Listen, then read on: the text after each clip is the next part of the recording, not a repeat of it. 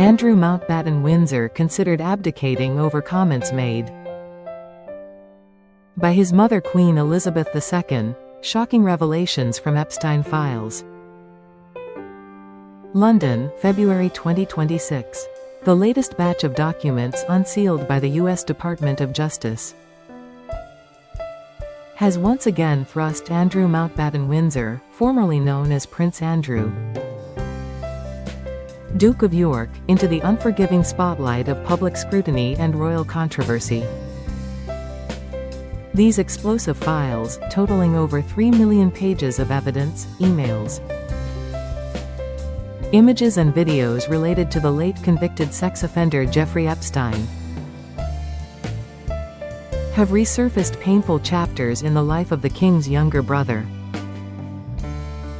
Among the most startling revelations is an email exchange dated May 8, 2011.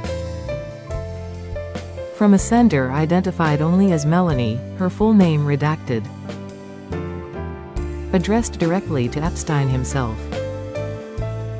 The message paints a vivid picture of deep familial tension and personal despair. It claims that Andrew was left sad and frustrated after a series of harsh decisions imposed by his mother, the late Queen Elizabeth II, on his daughters, Princess Beatrice and Princess Eugenie. According to the email, the Queen had reportedly declared that the princesses should no longer appear on the royal list and must get a job. This came alongside the removal of their publicly funded royal protection,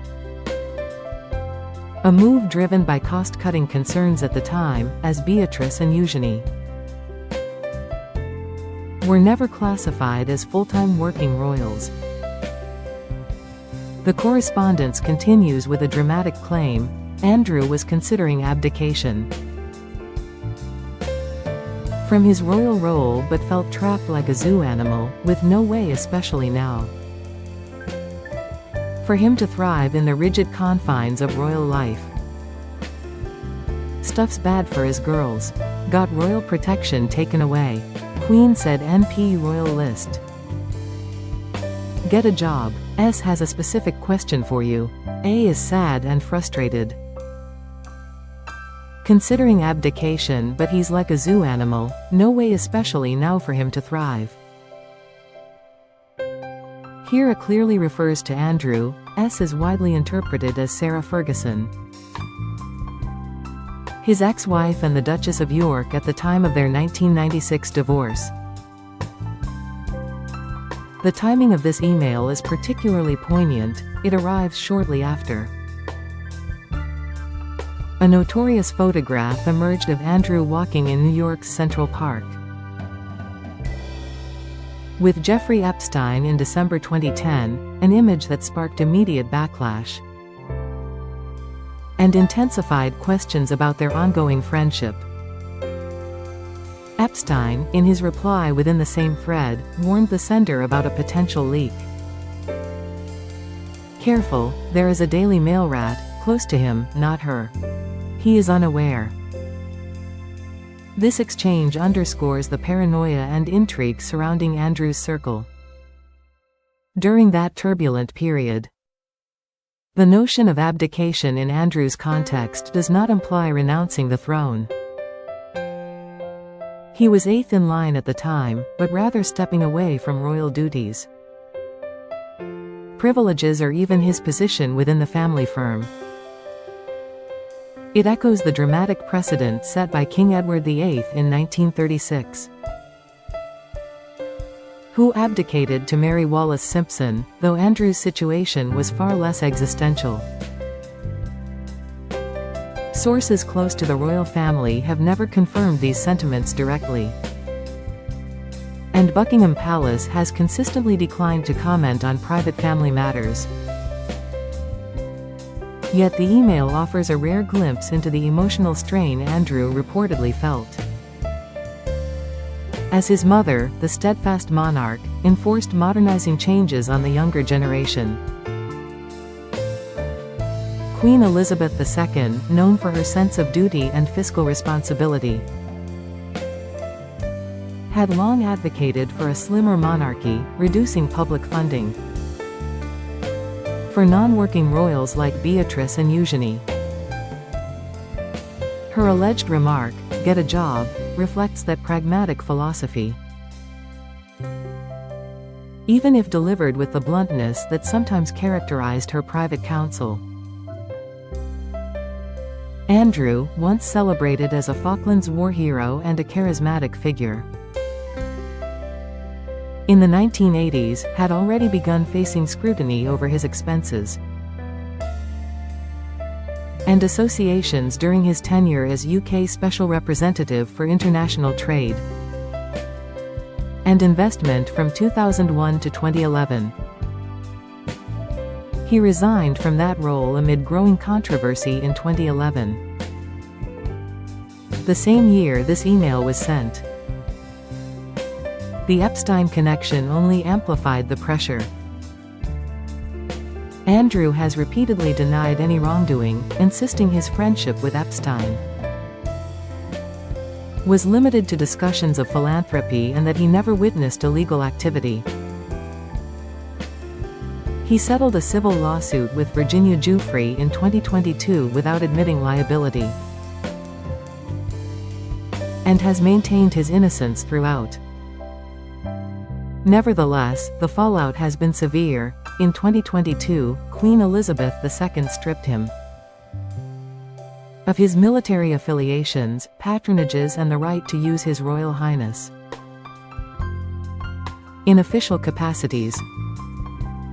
Following her passing, King Charles III accelerated the process in 2025, formally removing Andrew's remaining royal styles, honours and the Duke of York title. He now uses the surname Mountbatten Windsor, in line with the 1960 Privy Council declaration. The most recent humiliation came this week. Andrew was ordered to vacate Royal Lodge, his 30-room Windsor residence granted by the late Queen, and relocate to more modest private accommodation on the Sandringham estate in Norfolk. The move, executed under cover of darkness with removal lorries, happened earlier than anticipated, reportedly accelerated by the fresh Epstein disclosures. Royal insiders describe it as symbolic. No more Windsor appearances on horseback.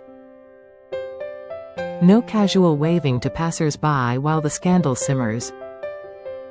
He must now request permission in advance to return to Windsor, marking yet another layer of restriction on his freedom.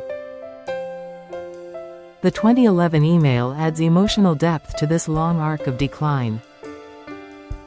It suggests that even before the full Epstein storm erupted publicly, before the disastrous 2019 Newsnight interview, before Giuffre's allegations,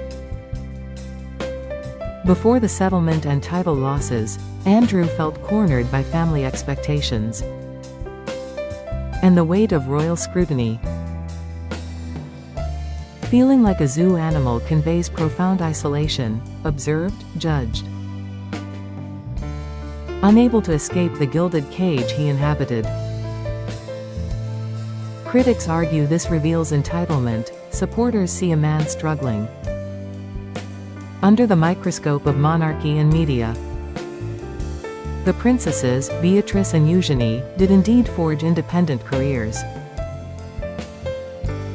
Beatrice works in finance and tech, Eugenie in the art world. Both have built lives beyond royal duties while maintaining close family ties. Their removal from taxpayer-funded security and the civil list proved prescient, aligning with the Queen's vision of a leaner institution. Yet for Andrew, the Queen's words reportedly cut deep, triggering thoughts of walking away entirely from the life he had known since birth. In hindsight, the irony is stark. He did not abdicate voluntarily in 2011. But circumstances forced a far more complete exile years later. The Epstein files continue to dominate headlines, with millions of pages still under review for potential further releases. Each new document reignites debate about accountability, about the monarchy's ability to reform, about whether Andrew's fall serves justice or vengeance.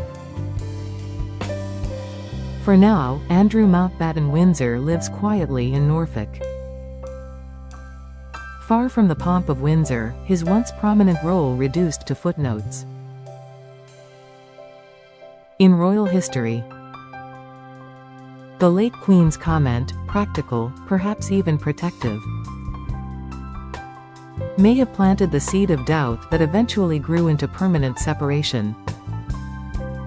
Whether it was truly a moment of near abdication or an exaggerated cry of frustration remains open to interpretation, but the email stands as a haunting snapshot of a family in quiet crisis long before the world fully knew. As the saga unfolds, one truth emerges clearly: the royal road is unforgiving. And even favored sons can find themselves trapped, sad and considering escape.